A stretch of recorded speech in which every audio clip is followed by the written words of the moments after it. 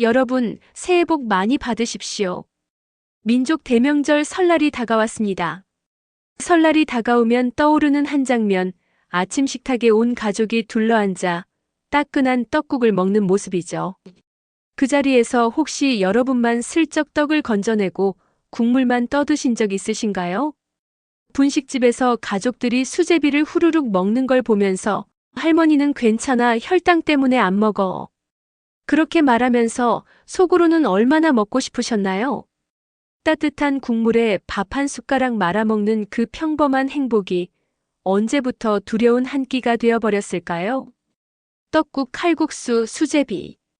겨울이면 유난히 생각나는 음식들인데 당뇨 환자에게는 그 한 그릇이 혈당을 폭발시키는 시한폭탄처럼 느껴지죠. 많은 분들이 이렇게 생각하세요. 이제 이런 거 평생 못 먹는구나. 한번 손 대면 혈당 다 올라가니까 그냥 끊어야지. 하지만 정말 그럴까요? 사실 방법만 알면 이 음식들을 포기하지 않아도 됩니다. 다행히 방법이 있습니다. 같이 먹기만 해도 혈당 상승을 확 잡아주는 채소들이 있어요. 오늘 제가 알려드릴 건 단순한 식이요법이 아닙니다. 떡이나 면을 줄이는 대신 채소를 똑똑하게 더하는 법입니다. 바로 이 한 가지 원리만 이해하시면 명절 떡국도, 칼국수도, 수제비도 훨씬 덜 부담스럽게 즐기실 수 있습니다. 하지만 그 방법을 말씀드리기 전에 이걸 꼭 짚고 넘어가야 합니다. 떡국, 칼국수, 수제비가 특히 당뇨 환자에게 위험한가? 원리를 모르시면 제가 알려드릴 혈당 조절법도 제대로 실천하기가 어려우실 거예요. 떡국 한 그릇을 떠올려 봅시다. 그 안에 들어있는 떡 뭘로 만들었죠? 쌀입니다. 칼국수는 밀가루입니다. 수제비 역시 밀가루죠. 결국 이 모든 탄수화물은 우리 몸속에 들어가면 거의 100% 포도당으로 바뀝니다. 쉽게 말해 설탕 덩어리와 다를 게 없어요. 하지만 여기서 끝이 아닙니다. 진짜 무서운 건 그 다음이에요. 뜨끈한 국물 속 떡이나 면은 부드럽죠. 그래서 거의 씹을 필요가 없습니다. 후루룩 그냥 넘어갑니다. 씹는 횟수가 줄면 어떻게 될까요? 소화는 더 빨라지고 소화가 빠르면 당연히 흡수도 빨라집니다. 그리고 흡수가 빠르다는 건 혈당이 순식간에 치솟는다는 뜻입니다. 밥처럼 꼭꼭 씹는 음식은 혈당 상승 속도가 천천히 올라가지만 떡국이나 칼국수처럼 부드럽고 뜨거운 음식은 그럴 겨를이 없습니다. 그래서 식사를 마치자마자 혈당이 폭발하듯 올라가 버립니다. 자, 여기서 중요한 질문이 하나 생기죠. 혈당이 좀 높으면 어때요? 지금 멀쩡한데. 바로 여기에 함정이 있습니다. 혈당이 약간 높다고 해서 바로 아픈 건 아닙니다. 그래서 더 위험한 겁니다. 당 수치가 130 이상으로 장기간 유지되면 우리 몸속에서는 아주 조용하지만 무서운 변화가 시작됩니다. 포도당이 단백질에 들러붙으면서 당화 최종산물, 즉 AGES라는 독성 물질이 만들어집니다. AGES가 혈관벽에 쌓이면 혈관에 염증이 생기고 딱딱하고 좁아집니다. 그게 바로 동맥경화입니다. 그리고 이 동맥경화가 문제인 이유, 그 다음은 아시죠? 눈의 혈관이 막히면 망막병증이 생깁니다. 시력이 급격히 떨어지거나 실명으로 이어질 수 있습니다. 신장의 혈관이 망가지면 심부전증이 오고 결국 투석을 해야 할 수도 있습니다. 다리 쪽 신경과 혈관이 손상되면 발의 감각이 사라지고 신경병증이 생깁니다. 뇌혈관이 막히면 뇌졸중, 심장을 공급하는 혈관은 심근경색으로 이어집니다. 바로 이 무서운 일들이 사실은 떡국 한 그릇, 칼국수 한 그릇에서 시작될 수도 있다는 겁니다. 여러분, 떡국이나 칼국수, 수제비는 따뜻하고 부드럽고 정 많은 음식이지만 당뇨 환자의 혈관에게는 혹독한 음식입니다. 그래서 많은 분들이 아예 손을 놓고 평생 끊어버리십니다. 나는 이제 이런 거 절대 안 먹어. 하지만 저는 30년 동안 환자분들을 보며 느꼈습니다. 완전히 끊는 게 답은 아닙니다. 명절 때마다, 가족이 모일 때마다, 겨울바람이 불 때마다 칼국수 냄새에 마음이 흔들릴 때 그 모든 유혹을 평생 참는 건 너무 가혹합니다. 먹되 똑똑하게 먹는 방법이 있습니다. 그 해답이 바로 채소에 있습니다. 곧 이어서 혈당을 절반으로 줄여주는 채소 궁합과 그리고 떡국 칼국수를 건강식으로 바꾸는 실전 비법을 알려드리겠습니다. 무병장수 100세까지 채널은 여러분의 건강한 하루를 위해 한 걸음 한 걸음 정성껏 연구하고 준비했습니다. 오늘 영상 끝까지 함께 하시면서 내 몸을 더 젊고 건강하게 지키는 작은 비밀들을 꼭 얻어가세요. 아직 구독하지 않으셨다면 여러분의 건강 여정에 저희가 든든한 동반자가 되어드릴게요. 구독과 좋아요 버튼은 무료입니다. 지금 눌러주세요. 그럼 지금부터 집중해주세요. 많은 분들이 이렇게 말씀하시죠. 밥과 떡의 양을 줄이면 되잖아요. 결국 양을 줄이는 게 문제 아닌가요? 물론 그것도 중요합니다. 하지만 그것만으로는 부족합니다. 탄수화물을 줄이는 것만큼 중요한 게 채소를 더하는 것이에요. 왜 그럴까요? 채소는 단순한 격가지가 아닙니다. 우리 몸 안에서 눈에 보이지 않게 세 가지 강력한 일을 합니다. 첫 번째, 채소는 강력한 항산화제이자 항염제입니다. 아까 말씀드린 당화 최종산물 기억하시죠? AGS. 채소에 들어있는 항산화 성분들은 이 독성 물질이 혈관벽에 달라붙는 걸 막고 이미 생긴 염증을 진정시켜줍니다. 혈당이 조금 올라가더라도 혈관이 망가지지 않게 지켜주는 보호막 같은 역할이죠. 두 번째, 채소의 풍부한 식이섬유는 포도당이 흡수되는 속도를 늦춰줍니다. 떡이나 면을 그냥 먹으면 포도당이 한꺼번에 쏟아져 들어오죠. 하지만 채소를 먼저 먹으면 달라집니다. 식이섬유가 위 안에서 그물처럼 퍼지면서 포도당이 천천히 꾸준히 흡수되도록 조절해줍니다. 혈당이 완만하게 오르면 췌장도 덜 지치고 혈당 스파이크도 줄어듭니다. 세 번째, 채소는 인슐린 저항성을 낮춰줍니다. 당뇨 환자분들의 몸에서는 인슐린이 분비돼도 잘 작동하지 않잖아요. 하지만 채소를 꾸준히 드시면 인슐린이 다시 제 역할을 하기 시작합니다. 똑같은 떡국 같은 양이라도 채소를 같이 먹으면 혈당이 덜 오르는 몸으로 바뀌는 겁니다. 그래서 오늘의 핵심은 바로 이겁니다. 어떤 채소를 언제 어떻게 먹어야 떡국, 칼국수, 수제비가 덜 위험해질까? 지금부터 구체적으로 하나씩 살펴보겠습니다. 첫 번째 채소는 부추입니다. 선생님, 부추는 그냥 향 내는 거 아니에요? 아닙니다. 부추는 향보다 효능이 훨씬 강력합니다. 마늘, 양파에 들어있는 황화합물이 풍부하게 들어있어서 인슐린 민감도를 높여줍니다. 즉, 같은 양의 인슐린으로도 혈당을 훨씬 효과적으로 떨어뜨릴 수 있게 해주는 거죠. 또한 혈액순환을 도와주고 염증이 생긴 혈관을 진정시켜 합병증을 예방합니다. 게다가 부추는 떡국, 칼국수, 수제비와 맛궁합이 아주 좋습니다. 향긋하고 색감도 살아있고 국물 맛을 더 깊게 만들어줘요. 그래서 제가 드리는 팁은 이겁니다. 떡이나 면의 양을 절반으로 줄이시고 부추는 평소보다 2~3배 더 넣으세요. 그릇은 똑같이 가득 차 보이지만 혈당은 훨씬 덜 오릅니다. 두 번째 추천 채소, 브로콜리입니다. 브로콜리에는 설포라판이라는 강력한 항산화 성분이 들어있습니다. 설포라판은 인슐린 저항성을 낮추고 췌장의 부담을 줄여줍니다. 또한 혈관의 염증을 줄이고 혈관벽을 강화해 합병증을 예방하는 역할을 합니다. 거기에 식이섬유도 듬뿍 들어있어서 식후 혈당이 갑자기 오르는 걸 막아줘요. 그래서 떡국이나 칼국수 드시기 전에 브로콜리를 몇 송이만 먼저 드시면 혈당이 훨씬 완만하게 오릅니다. 하지만 너무 오래 삶지 마세요. 비타민C와 설포라판은 열에 약합니다. 3분에서 5분 사이로 살짝 데치거나 전자레인지, 스팀 조리로 충분합니다. 그리고 한 가지 팁. 브로콜리를 드실 땐 올리브유를 살짝 뿌리세요. 브로콜리의 좋은 성분들이 기름에 잘 녹기 때문에 흡수율이 2배 이상 올라갑니다. 그러니까 브로콜리와 올리브유 한 숟갈, 이것만 기억하셔도 됩니다. 세 번째 채소는 오이입니다. 오이는 그냥 물 아니에요? 이렇게 생각하시죠? 맞습니다. 오이의 95%는 물이에요. 그게 바로 오이의 장점이에요. 혈당에 거의 영향을 주지 않아요. 많이 먹어도 혈당이 오르지 않는 거의 제로지수 식품입니다. 하지만 오이의 진짜 힘은 쿠쿠르비타신이라는 성분에 있어요.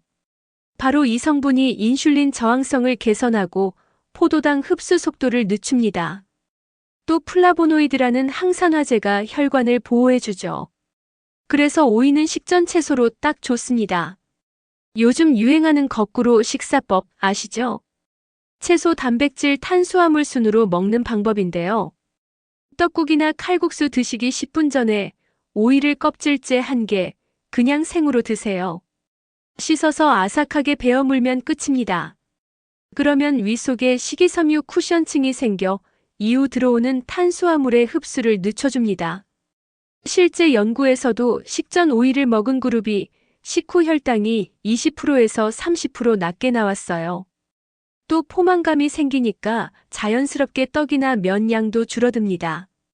자, 여기까지 기본적으로 꾸준히 드셔야 할 채소 3가지, 부추, 브로콜리, 오이를 이야기했습니다. 여러분, 이제부터가 진짜 핵심입니다. 떡국, 칼국수, 수제비에 직접 넣어서 먹으면 효과가 배가 되는 실전 채소 4가지 지금부터 알려드리겠습니다.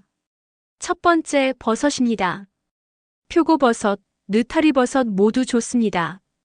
버섯은 식이섬유와 단백질의 보물 창고입니다. 포만감을 오래 유지시키고 포도당 흡수를 천천히 만들어줍니다. 또 질감이 쫄깃해 씹는 횟수를 늘려주죠. 식사 속도가 느려지면 혈당 상승도 완만해집니다. 게다가 표고버섯은 감칠맛이 뛰어나기 때문에 소금을 줄여도 국물 맛이 깊어집니다. 그대로 혈압 관리까지 덤으로 되는 거예요. 떡국 끓일 때 얇게 썬 표고버섯을 넣고 떡 양은 절반으로 줄여보세요. 칼국수나 수제비엔 느타리버섯을 손으로 찢어 넣으면 식감도 살고 영양도 2배입니다. 두 번째, 양배추입니다. 양배추는 혈당 상승 억제 효과가 입증된 채소예요. 그 비결은 비타민 U. 위 점막을 코팅해서 위벽을 보호하고 포도당 흡수를 천천히 만들어줍니다. 그래서 떡국이나 칼국수 드시기 10분 전 양배추를 한 줌 정도 미리 드세요. 생으로 얇게 썰어도 좋고 살짝 데쳐 먹어도 괜찮습니다. 실제 연구에서도 식전 양배추 섭취 그룹은 식후 혈당이 평균 30% 덜 올랐습니다. 또 양배추는 부피가 크기 때문에 포만감을 주고 자극적인 음식으로부터 위를 보호합니다. 세 번째, 청경채입니다. 청경채는 라면이나 칼국수에 넣으면 환상적인 궁합입니다. 비타민C, 칼슘, 베타카로틴이 풍부해서 혈관을 깨끗하게 유지시키고 당뇨로 인한 만성 염증을 줄여줍니다. 무엇보다 식감이 아삭하면서도 부드럽습니다. 조리법은 간단합니다. 면을 평소의 절반만 넣고 청경채를 넉넉히 한 줌 추가하세요. 너무 오래 끓이지 말고 마지막에 살짝 넣어 색과 영양을 그대로 살리는 게 포인트입니다. 실제 환자분 한 분은 이렇게 말씀하셨어요. 청경채 칼국수로 바꿨더니 속이 편하고 혈당도 40 정도 덜 올랐어요. 네 번째, 숙주나물입니다. 숙주는 면 대체 식품이라고 해도 될 만큼 훌륭한 채소입니다. 칼로리가 100g당 30칼로리에 불과한데 부피는 커서 그릇이 여전히 가득 차 보이죠. 식이섬유와 비타민C가 풍부하며 포도당 흡수를 늦추고 속을 편하게 해줍니다. 면이나 수제비 반만 넣고 대신 숙주를 한 줌 듬뿍 넣어보세요. 씹는 식감이 좋고 국물이 시원해져서 음식 만족감도 훨씬 커집니다. 이렇게 채소를 함께 넣고 먹는 것, 이게 바로 식단 조절이 아니라 혈관을 지키는 생활 습관입니다. 존경하는 구독자 여러분, 소중한 정보를 혼자만 알고 계시지 말고 지금 바로 사랑하는 가족과 주변 분들에게 이 영상을 공유해주세요. 영상을 공유하셨다면 댓글에 공유라고 짧게 남겨주세요. 제가 한 분 한 분 직접 확인하고 진심을 담아 응원드리겠습니다. 지금까지 떡국, 칼국수, 수제비에 넣으면 좋은 채소 4가지에 대해 말씀드렸습니다. 4가지만 잘 활용하셔도 여러분의 혈당 관리는 훨씬 쉬워질 겁니다. 하지만 여기서 가장 중요한 이야기가 남았습니다. 아무리 좋은 채소를 먹어도 이걸 하시면 모든 노력이 물거품이 됩니다. 오늘은 떡국, 칼국수, 수제비를 드실 때 반드시 피해야 할 것들에 대해 말씀드리겠습니다. 첫 번째, 절대로 탄수화물을 겹쳐 먹으면 안 됩니다. 떡국 먹으면서 밥을 같이 먹는 것, 칼국수 먹으며 공깃밥을 추가하는 것, 수제비 다 먹고 나서 또 밥 말아 먹는 것. 이건 췌장에게 폭탄을 던지는 일입니다. 떡국 한 그릇에 들어있는 떡만 해도 탄수화물 50g 정도. 여기에 밥까지 더하면 순식간에 100g이 넘어갑니다. 혈당은 순식간에 폭발하죠. 특히 칼국수집에서 국물이 아까워 밥을 말아 드시는 분들 정말 많습니다. 그 마음 충분히 이해하지만 그 한 숟가락이 췌장을 혹사시키는 결정타가 됩니다. 더 무서운 건 떡살이 추가입니다. 떡이 좀 부족한데? 하고 떡을 더 넣으면 탄수화물 양이 2배가 되죠. 만두사리도 마찬가지입니다. 만두피가 뭐로 만들어졌을까요? 밀가루입니다. 칼국수 면도 밀가루인데 만두까지 넣으면 밀가루 2단 콤보가 되는 겁니다. 혈당이 치솟지 않을 방법이 없습니다. 두 번째, 식초에 대한 잘못된 믿음입니다. 식초를 넣으면 혈당 안 오른다더라. 이런 이야기 많이 들으셨죠? 아쉽지만 거의 효과 없습니다. 식초가 혈당을 약간 낮추는 건 사실이지만 그 효과는 미미합니다. 떡국 한 그릇에 들어있는 탄수화물 폭탄을 식초 몇 방울로 막을 수는 없습니다. 오히려 식초 넣었으니까 괜찮겠지 하며 더 먹게 되면 역효과가 나옵니다. 식초는 첨가물이 아니라 그야말로 양념일 뿐이에요. 세 번째, 먹는 방식이 혈당을 결정합니다. 4가지만 꼭 기억하세요. 첫째, 절대 공복에 드시지 마세요. 아침 식사로 떡국이나 칼국수를 드시는 분들 많죠. 하지만 공복 상태에서 탄수화물이 들어오면 혈당은 수직으로 상승합니다. 꼭 식전에 오이나 양배추 같은 채소를 드시고 10분 뒤에 드세요. 둘째, 떡이나 면의 양은 반으로 줄이세요. 그럼 배가 안 차는데요? 하실 수 있는데요. 대신 아까 말씀드린 버섯, 양배추, 청경채, 숙주를 듬뿍 넣으세요. 그릇은 여전히 가득하지만 탄수화물은 절반으로 줄어듭니다. 셋째, 국물은 3분의 1만 드세요. 국물에는 나트륨이 많고 뜨거운 온도는 식속도를 높여 빨리 먹게 만듭니다. 국물을 줄이면 자연스럽게 속도 조절이 됩니다. 넷째, 10분 안에 먹지 마시고 15분 이상 천천히 드세요. 빨리 먹을수록 혈당은 급상승하고 배도 금방 꺼집니다.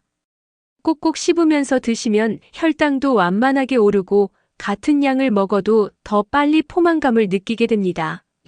자, 여기까지가 떡국, 칼국수, 수제비 드실 때의 핵심 주의점이었습니다. 하지만 아직 끝나지 않았습니다. 지금부터는 정말 많은 분들이 헷갈려 하시는 부분, 바로 겉보기에 채소처럼 보여서 괜찮다고 착각하는 음식들에 대해 말씀드리겠습니다.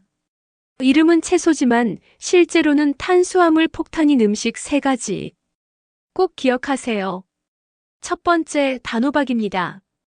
호박은 채소니까 괜찮지 않나요? 아닙니다. 단호박은 탄수화물 덩어리입니다. 혈당 지수가 65에서 75로 밥 한 숟가락과 거의 같습니다. 단호박 한 조각 먹는 게 밥 한 숟가락 먹는 거랑 같은 셈이에요. 특히 단호박죽이나 단호박 스프는 조심하십시오. 곱게 갈아 걸쭉하게 만든 음식이라 소화가 빠르고 흡수 속도도 2배예요. 두 번째, 감자입니다. 감자 보기엔 순해 보이죠. 하지만 혈당 지수가 무려 80에서 많게는 90까지 올라갑니다. 감자는 전분 덩어리라 식이섬유가 거의 없습니다. 먹는 순간 포도당으로 바뀌어 혈당이 급격히 상승하죠. 삶은 감자, 구운 감자, 감자튀김, 포테이토칩 모두 마찬가지예요. 특히 휴게소에서 파는 설탕 뿌린 감자 간식, 당뇨 환자분들에겐 정말 치명적입니다. 세 번째, 고구마입니다. 고구마는 일반인에게는 좋습니다. 하지만 당뇨 환자에게는 예외입니다.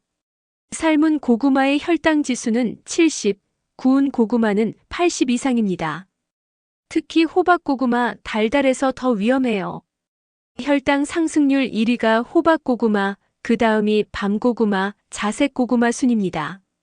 완전히 금지까지는 아니지만 반드시 찐 고구마로 아주 소량만 드세요. 절대 구워 드시면 안 됩니다. 자, 지금까지 채소처럼 보이지만 사실은 당분 덩어리인 음식 3가지를 알아봤습니다. 단호박, 감자, 고구마 이 3가지는 떡국, 칼국수, 수제비만큼 조심하셔야 합니다. 건강해 보인다는 착각이 때로는 혈관에 가장 큰 적이 될 수 있음을 꼭 기억하셨으면 합니다. 여러분, 여기서 제가 꼭 더 알려드리고 싶은 게 있습니다. 명절 때 떡국이나 칼국수를 드시는 날이 아니더라도 평소 식탁 위에 한 숟갈씩만 올려도 혈당 관리에 큰 도움이 되는 4가지 음식이 있습니다. 첫 번째, 엑스트라 버진 올리브유입니다. 아까 브로콜리 이야기할 때 잠깐 말씀드렸죠? 올리브유는 정말 놀라운 식품이에요. 안에는 폴리페놀, 올레산, 올레오칸탈 같은 성분이 들어있습니다. 모두 강력한 항산화제이자 항염 성분으로 혈관의 염증을 줄이고 인슐린 저항성을 개선합니다. 실제 연구에서 매일 아침 올리브유 한 숟갈씩 드신 분들은 식후 혈당이 평균 20%에서 30% 정도 덜 올랐습니다. 올리브유를 드시는 방법은 다양합니다. 아침 공복에 소주잔 반잔 정도 그냥 마시는 분들도 있고 밥에 한 숟갈 뿌려 비벼 드셔도 좋습니다. 밥 위에 올리브유를 한 스푼 뿌리면 혈당 상승 속도가 30% 정도 줄어듭니다.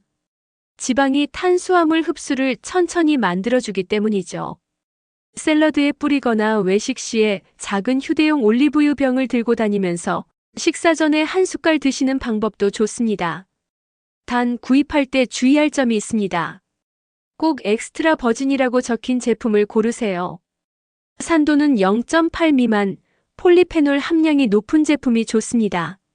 이 부분은 병 라벨에서 확인하실 수 있어요. 그리고 공복에 드셨을 때 속이 불편하시면 식사 중이나 식후에 드셔도 전혀 문제 없습니다. 하지만 췌장 질환이 있으신 분은 반드시 주치의와 상의 후 드시기 바랍니다. 두 번째, 비지가루입니다. 비지는 두부를 만들고 남은 부산물이라고만 생각하시죠. 하지만 그 안엔 식이섬유가 아주 풍부하게 들어있어요. 혈당 상승을 막고 포만감을 오래 유지시켜줍니다. 비지는 비지찌개로 드셔도 좋고 밥할 때 한 숟가락 넣어서 지으셔도 좋습니다. 요즘은 비지가루로 된 제품도 많아서 국이나 찌개에 살짝 넣어 드시면 아주 간편합니다. 세 번째, 강황가루입니다. 카레에 노란빛을 내는 바로 그 가루죠.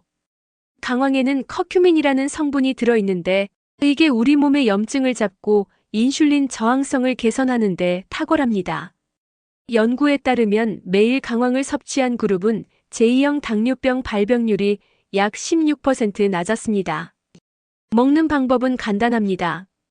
카레로 요리해 드셔도 되고 물에 타서 강황차로 마셔도 됩니다. 하루에 한 번 식사 후에 따뜻한 물에 티스푼 반 숟갈 정도만 타서 드시면 돼요. 꾸준히 드시다 보면 몸속 염증이 서서히 가라앉는 걸 느끼실 겁니다. 네 번째, 계피가루입니다. 달콤한 향이 나는 시나몬, 바로 그거예요. 계피에는 신나말데하이드라는 성분이 들어있는데 바로 인슐린이 작용하는 방식을 흉내내서 혈당을 자연스럽게 낮춰줍니다. 커피에 한 꼬집 타서 드시거나 그릭 요거트에 뿌려 드시면 정말 좋습니다. 여기서 주의할 점. 시중에 나오는 계피가루 중에는 설탕이 섞인 제품이 매우 많습니다. 꼭 순수 100% 계피가루를 고르세요. 또 중국산 카시아 계피에는 쿠마린이라는 성분이 많아서 장기간 드시면 간에 무리가 될 수 있습니다. 가능하면 실론계피, 스리랑카산을 선택하세요. 쿠마린 함량이 거의 없어 더 안전합니다. 소량 섭취는 전혀 문제 없습니다. 자, 지금까지 혈당을 낮추는 4가지 비법을 말씀드렸습니다. 4가지를 식사나 간식에 조금씩만 활용해도 혈당 관리에 큰 변화를 체감하실 겁니다. 반대로 평소 많이들 착각하시지만 절대 피해야 할 한 숟갈도 있습니다. 바로 꿀입니다. 꿀은 천연식품이니까 설탕보다 낫잖아요. 이렇게 생각하시죠. 하지만 당뇨 환자에게 꿀은 거의 액체 설탕과 같습니다. 꿀의 70% 이상이 포도당과 과당입니다. 그래서 한 숟갈만 드셔도 혈당이 순식간에 치솟고 게다가 오래도록 내려오지 않습니다. 꿀차, 꿀물, 꿀요거트 모두 피하셔야 합니다. 자, 이제 제가 마지막으로 최고의 조합을 알려드리겠습니다. 바로 올리브유와 토마토의 만남입니다. 토마토에는 라이코펜이라는 강력한 항산화 물질이 들어있는데 올리브유와 함께 먹으면 이 성분의 흡수율이 몇 배나 높아집니다.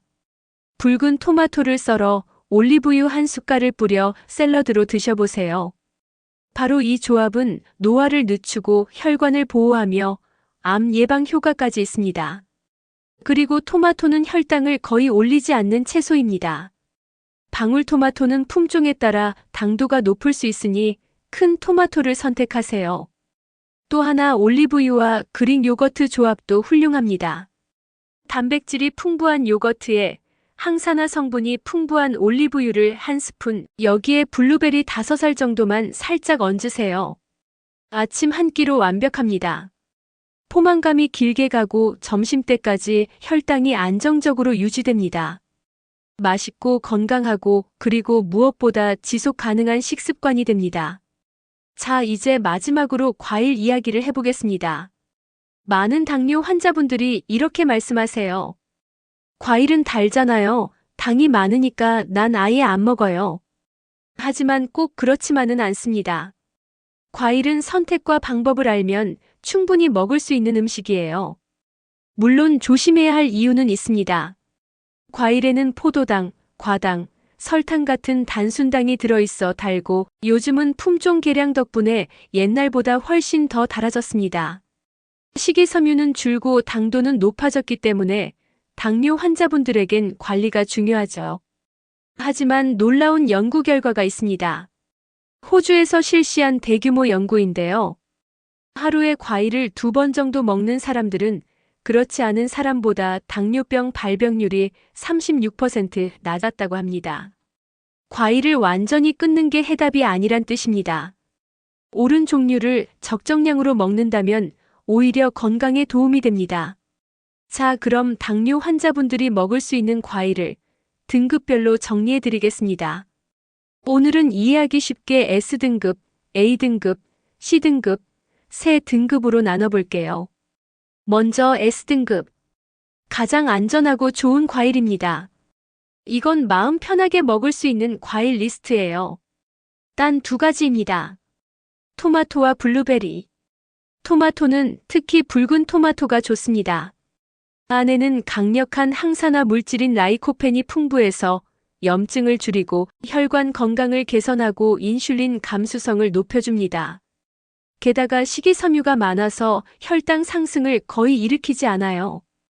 큰 토마토는 하루에 1개에서 2개 정도 안심하고 드셔도 좋습니다.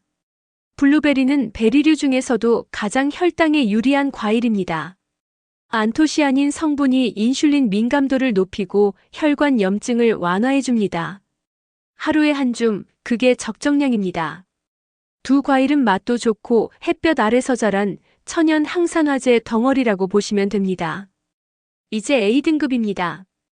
바로 관리만 잘하면 충분히 먹을 수 있는 과일들. 여기에는 체리, 자몽, 사과, 딸기가 있습니다. 체리는 붉은 색소 안토시아닌이 풍부해서 염증을 낮추고 또 멜라토닌이 들어있어서 수면에도 도움을 줍니다. 하루 한 줌 내외로 충분합니다. 자몽은 특유의 씁쓸한 맛 그대로 혈당 지수가 매우 낮습니다. 안에 들어있는 나린진이라는 성분이 인슐린 민감성을 개선해주죠. 다만 주의점이 하나 있습니다. 혈압약, 고지혈증약 혹은 면역 억제제를 드시는 분들은 사몽과 약물이 상호작용할 수 있습니다. 반드시 의사와 상담하시고 드세요. 양은 절반 정도면 충분합니다. 사과는 의외로 혈당 지수가 낮습니다. 36 정도밖에 안 됩니다. 껍질에 있는 팩틴이라는 수용성 식이섬유가 포도당의 흡수를 늦춰주고 폴리페놀은 인슐린 기능을 도와줍니다. 그래서 꼭 껍질째 반쪽 드세요. 딸기는 블루베리보다 살짝 혈당 지수가 높지만 여전히 베리류라서 좋은 과일입니다. 반줌 정도라면 충분히 안전하게 즐길 수 있습니다. 여기서 중요한 건 언제 먹느냐입니다. 첫째, 과일은 식사 후 후식처럼 드세요.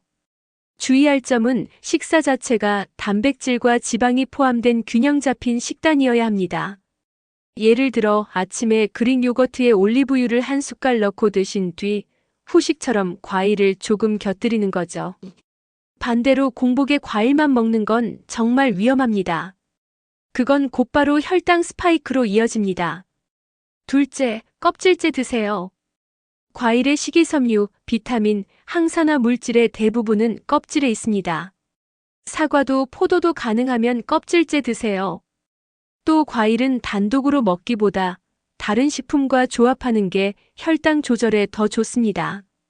사과에 올리브유나 땅콩 버터를 살짝 곁들이거나 블루베리를 코티지 치즈와 함께 섞어 드시면 혈당 상승이 훨씬 완만해집니다. 자, 마지막으로 C등급, 즉 당뇨 환자분들이 피해야 할 과일입니다. 첫 번째는 감, 특히 홍시입니다. 홍시는 말랑하고 달죠. 하지만 그 단맛이 모두 당입니다. 홍시는 혈당을 폭등시키는 대표 과일이에요. 단감도 안전하지 않습니다. 단감 역시 당도가 높고 혈당 지수가 높습니다. 두 번째는 열대 과일입니다. 파인애플, 망고, 바나나 등 듣기만 해도 달죠. 말씀드린 과일들은 양을 줄여도 혈당이 급등하는 경우가 많습니다. 정말 드시고 싶다면 한두 조각 정도만, 가능하면 피하시는 게 좋습니다. 세 번째는 말린 과일입니다. 건포도, 말린 망고, 말린 크랜베리 등 수분이 빠져나가면서 당이 농축돼 신선한 과일보다 혈당을 훨씬 더 빠르게 올립니다. 건포도 한 줌은 생포도 5송이를 먹는 것과 비슷해요. 말린 과일은 보기엔 건강식 같지만 당뇨 환자에게는 가장 위험한 함정입니다. 결론은 이렇습니다. 과일을 완전히 끊는 게 아니라 똑똑하게 고르고 현명하게 먹는 것. 그것이 진짜 당뇨 관리의 핵심입니다. 여러분의 식탁이 달콤하지만 안전하게 건강한 색으로 채워지길 바랍니다. 자, 여러분, 오늘 정말 긴 여정을 함께 했습니다. 오늘 제가 드린 이야기 단 한 문장으로 정리하면 이겁니다. 떡국, 칼국수, 수제비를 끊는 게 아니라 함께 먹는 것을 바꾸는 것. 완전히 포기하지 않아도 됩니다. 당뇨는 약이 치료하는 병이 아닙니다. 식습관이 치료의 중심이에요. 많은 분들이 약을 먹으니까 괜찮다고 생각하시지만 약은 단지 혈당을 잠시 낮추는 도구일 뿐 병의 근원은 해결하지 못합니다. 당뇨는 결국 잘못된 음식 습관과 부족한 움직임에서 시작됩니다. 그래서 치료의 진짜 해답은 식습관을 바꾸는 데 있습니다.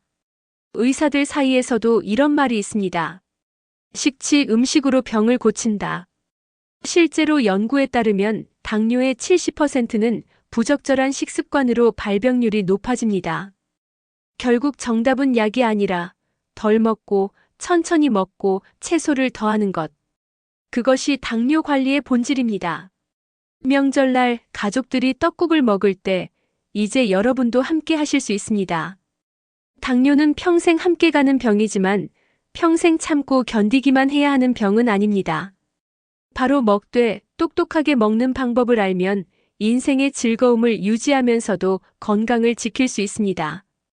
혈당 관리는 단 하루 만에 완성되지 않습니다. 여러분의 매 끼니, 매 작은 선택이 결국 건강한 혈관을 만들고 건강한 혈관이 여러분을 합병증 없는 삶으로 이끌어줍니다. 망막병증, 신부전, 신경병증, 뇌졸중.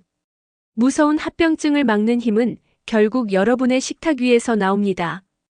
여러분의 건강 회복 소식이야말로 제가 이 자리를 지키는 가장 큰 보람이자 행복입니다. 긴 시간 동안 제 이야기에 귀 기울여 주셔서 진심으로 감사드립니다. 오늘 영상이 도움이 되셨다면 사랑하는 가족과 주변 사람들에게 꼭 공유해 주세요. 당신의 관심이 누군가의 건강을 지켜주는 선물이 될 거예요. 내일 아침 거울 앞에 밝은 미소로 다시 만나요. 여러분의 건강한 삶을 진심으로 응원합니다. 오늘의 영상도 끝까지 시청해 주셔서 감사합니다. 새해 복 많이 받으십시오.